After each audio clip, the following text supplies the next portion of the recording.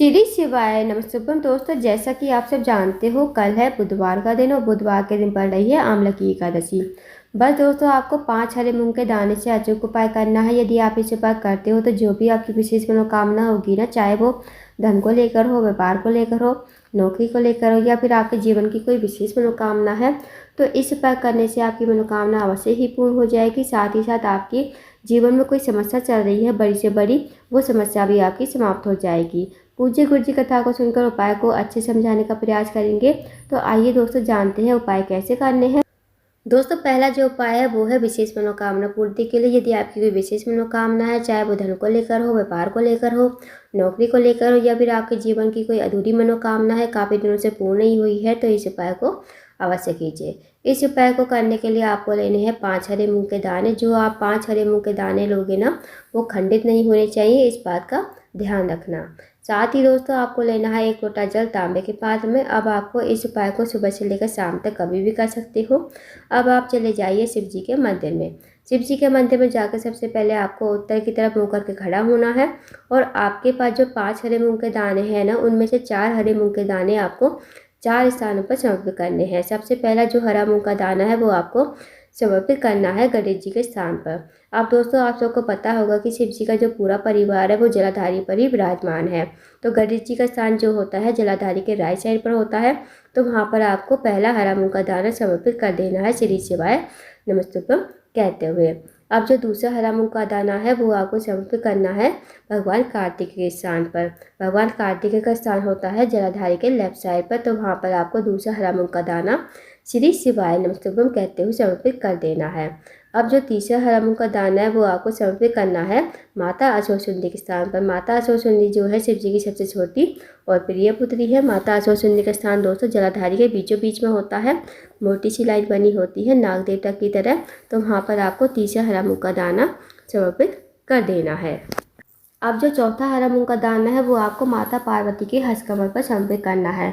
माता पार्वती का हस्तकमल जो होता है, जहाँ पर शिवलिंग विराजमान होता है, नीचे आप देखता गोल गोल कटी भाग होता है। जो नीचे गोल गोल कटी भाग होता है ना, वो माता पार्वती का हस्तकमल होता है। तो वहाँ पर आप कहीं भी चौथा हरा मूंग का दाना श्री शिवाय नमस्तुभ्यं कहते हुए समर्पित कर देना है। अब जो आपके पास 1 लोटा जल है, ये 1 लोटे जल से आपको थोड़ा थोड़ा जल चारों स्थान पर समर्पित करना है श्री शिवाय नमस्तुभ्यं कहते हुए। सबसे पहले गणेश जी के स्थान पर, फिर भगवान कार्तिक, फिर माता सरस्वती, फिर माता पार्वती के हस्तकमल पर। अब आपके पास थोड़ा सा जल बचेगा और 1 हरा मूंग का दाना बचेगा। वो हरा मूंग का दाना आपको लोटे के जल में डाल देना है, और ये लोटे का जल हाथ में लेते हुए भगवान से प्रार्थना करते हुए, अपनी मनोकामना बोलते हुए, जो भी आपकी विशेष मनोकामना है आप अपने अकॉर्डिंग बोल लीजिए। और इस लोटे के जल को श्री शिवाय नमस्तुभ्यं कहते हुए शिवलिंग के ऊपर धीरे धीरे समर्पित कर दीजिए। 2 मिनट मंदिर में बैठिए, श्री शिवाय नमस्तुभ्यं का जाप कीजिए। उसके बाद आपको भगवान को प्रणाम करके विनती करके आपको अपने घर पर आ जाना है। तो दोस्तों, इस उपाय को अवश्य कीजिएगा। इस उपाय करने से आपकी जो भी मनोकामना होगी ना, वो अवश्य ही पूर्ण हो जाएगी। अब जानते हैं दोस्तों अगले उपाय के बारे में। अगला जो उपाय है वो है, अगर आप कहीं नौकरी के लिए जाते हो, आपको नौकरी में सफलता नहीं मिल पाती है, या फिर आपके जीवन में दुर्भाग्य चल रहा है, आपके जीवन में सौभाग्य की वृद्धि नहीं है, तो इस उपाय को अवश्य कीजिए। इस उपाय को करने के लिए सबसे पहले आपको लेनी है 2 लौंग। साथ ही आपको लेना है 1 चम्मच शहद और 1 लोटा जल तांबे के पात्र में। अब जो आप 2 लौंग लोगे ना, वो फूल वाली होनी चाहिए, इस बात का विशेष ध्यान रखना। अब दोस्तों, आपको चले जाना शिव जी के मंदिर में। शिव जी के मंदिर पहुंचकर सबसे पहले आपको 1 लोटा जल जो है आपके पास श्री शिवाय नमस्तुभ्यं कहते हुए शिवलिंग के ऊपर धीरे धीरे समर्पित कर देना है। अब जो आपके पास शहद है वो आप कटोरी में डाल दीजिए, और जो दो लौंग है वो आपको इसी कटोरी के शहद में डाल देनी है श्री शिवाय नमस्तुभ्यं कहते हुए। अब आपको ये जो 2 लौंग है कटोरी में, ये आपको अपने हाथ में लेनी है, भगवान से प्रार्थना करनी है। जो भी आपका काम अटका हुआ है, भगवान से प्रार्थना कीजिए। अगर आपकी नौकरी नहीं लग रही है, भगवान से प्रार्थना कीजिए, और इस कटोरी के शहद और लौंग को शिवलिंग के ऊपर श्री शिवाय नमस्तुभ्यं कहते हुए समर्पित कर दीजिए। उसके बाद 2 मिनट मंदिर में बैठे श्री शिवाय नमस्तुभ्यं का जाप कीजिए। फिर आपको भगवान को प्रणाम करके विनती करके आपको अपने घर पर आ जाना है। तो दोस्तों, इस उपाय को अवश्य कीजिए। जो भी आपका कार्य अटका हुआ होगा, वो आपका कार्य पूर्ण हो जाएगा। अब जानते हैं अगले उपाय के बारे में। अगला जो उपाय है वो है दोस्तों रोग मुक्ति के लिए। यदि आपके घर में कोई व्यक्ति काफ़ी लंबे समय से बीमार है, उसकी जो बीमारी है दूर होने का नाम नहीं ले रही है, तो इस उपाय को अवश्य कीजिए। इस उपाय करने के लिए सबसे पहले आपको लेना है 1 लोटा जल तांबे के पात्र में। साथ ही आपको लेनी है 1 बेलपत्र। जो आप बेलपत्र लोगे ना वो कहीं से कटी फटी खंडित नहीं होनी चाहिए, इस बात का विशेष ध्यान रखना। अब आपको चले जाना है शिव जी के मंदिर में। शिव जी के मंदिर में जाकर सबसे पहले आपको 1 लोटा जल श्री शिवाय नमस्तुभ्यम कहते हुए शिवलिंग के ऊपर धीरे धीरे समर्पित कर देना है। उसके बाद दोस्तों जो आपके पास बेलपत्र है ना, वो आपको बेलपत्र अपने हाथ में रखनी है, श्री शिवाय नमस्तुभ्यम का जाप करना है। उसके बाद जो व्यक्ति आपके घर में काफ़ी लंबे समय से बीमार है ना, उसके लिए प्रार्थना करनी है, उस रोगी व्यक्ति का नाम लेना है, गोत्र बोलना है और इस बेलपत्र को कुंद केसर महादेव का नाम लेते हुए शिवलिंग के ऊपर समर्पित कर देना है। उसके बाद दोस्तों 2 मिनट मंदिर बैठना है, श्री शिवाय नमस्तुभ्यम का जाप करना। अब जो दोस्तों आपने बेलपत्र चढ़ाई थी ना शिवलिंग के ऊपर, वो आपको महादेव से विनती करके औषधि के रूप में आपको अपने घर पर लेकर आनी है। अब इस बेलपत्र को अपने घर पर लाकर आपको जो है उस रोगी व्यक्ति को खिलाना है, जो रोगी व्यक्ति आपके घर में काफ़ी लंबे समय से बीमार है।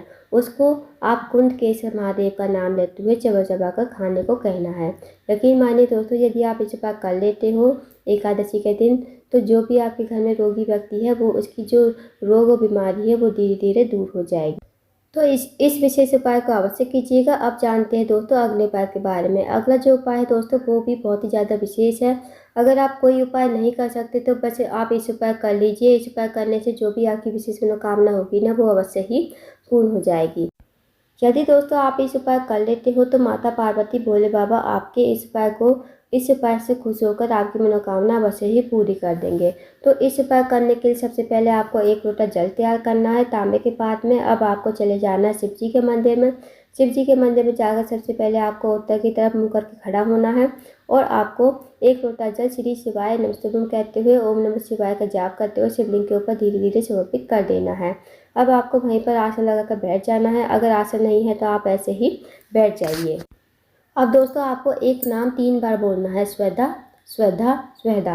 बस आपको एक नाम 3 बार बोलना है। आपको कुछ नहीं मांगना भोले बाबा से, बस आपको ये नाम बोलकर घर को चले आना है। इस नाम को बोलकर आपको अपने घर पर चले आना है, क्योंकि ये जो नाम है ना स्वधा, ये स्वधा नाम जो है पार्वती जी के नानी का नाम है। जो भी व्यक्ति जो भी महिला इस नाम को माता पार्वती और भगवान शिव के सामने बोलता है, उसकी जो भी मनोकामना होती है, विशेष मनोकामना होती है, बड़ी से बड़ी मनोकामना होगी ना, वो अवश्य ही पूर्ण हो जाएगी। क्योंकि इस नाम को बोलने से भोले बाबा माता पार्वती बहुत ही खुश हो जाते हैं और उसकी मनोकामना जो भी होती है वो पूर्ण हो जाती है।